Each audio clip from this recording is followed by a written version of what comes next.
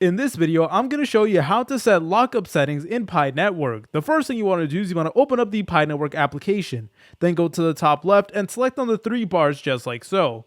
From here, go ahead and select on Main Network. Then you want to go ahead and scroll down until you see this option that does say configure lockup rate. So go ahead and press on that like so. And then from there, it is going to take us to a page that does look like this, where we can go ahead and actually adjust all of these different parameters. So number one, you want to select a percentage of your transferable balance to lock. So we could either pick between 25%, 50%, 90%, 100%, or even 200%.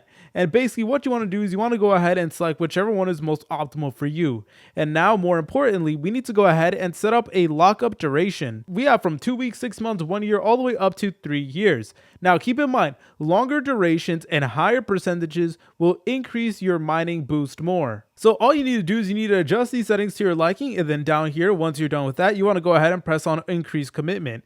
And then there you go, it will now say that your lockup settings have now officially been complete. And basically, once you're done with that, the next time you start mining, then you will notice all of those changes. Now here's some key notes. Whenever it comes to mining boost, the boost depends on the amount and duration locked. For example, locking 100% for 3 years can yield a significant boost up to plus 200% more. And by the way, once your settings are locked pre or post migration, you can't unlock it early, so you really want to make sure you do plan it carefully. If you guys found this video helpful, make sure to leave a like and subscribe. I'll see you in the next tutorial.